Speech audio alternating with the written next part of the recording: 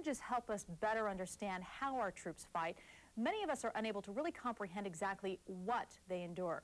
Travis Neliton is a Gulf War veteran. He joins us with some insight. Thanks for being here. Thank you. You're a team leader in Desert Storm. I first want to talk about the demonstrations that you've been witnessing here in town and your feelings on this and your thoughts, as I'm sure this whole war has brought up a lot of emotions and memories for you. Yeah, it's frustrating to know that it's a kind of emotional slap in the face to the soldiers out there that are fighting for our country and fighting for the freedoms that we have and the freedoms of the Iraqis. And it's just very frustrating to see. It's so negative.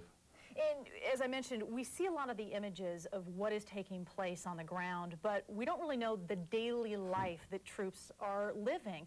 And I want you to kind of take us through that. You brought some photos in that take us to some of the things that you endured there. And tell us, first of all, about the conditions over there. One of the things I was curious about is it must be completely exhausting. Do you ever really get good amounts of sleep? No, you get cat naps here and there. You have, a 45-minute nap, and it may be in the back of your Humvee laying across ammo cases or sitting upright in your seat as you're bumping across the desert. So the time for sleep is very, very far away. And mentally and emotionally, what you have to endure with the other military personnel. And before we get to that, I want to look at this picture. If we can just stay on this for a moment. Tell us what this picture is. It's just my sleeping area. I have the bug net over my bed, because if you didn't have the bug net up, you'd basically come back and you'd have scorpions or recluse spiders in your sleeping bag because it was warm, moist from sleeping there.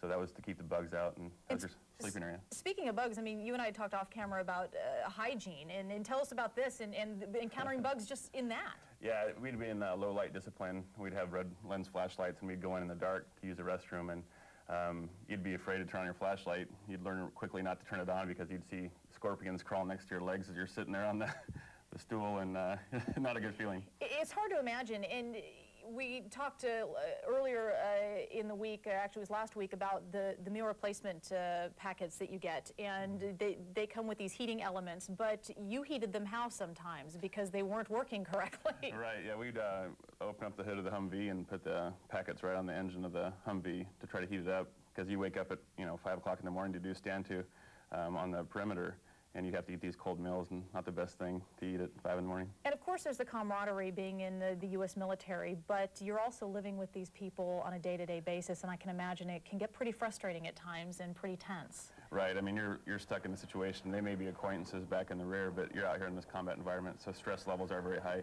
and now you're stuck in the situation where you're in the same Humvee or close environment. And Travis, you see these pictures on TV every day as well.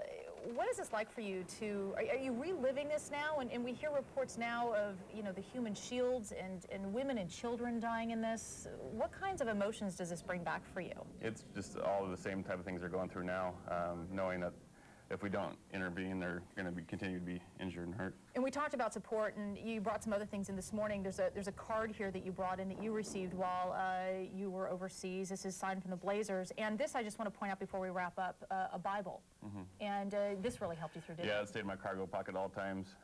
You couldn't forget to leave that behind. It's terrific to have you here and get some insight. And again, supporting the troops is what this is all about. Thanks for the insight. Nice to have you here, Travis Neliton.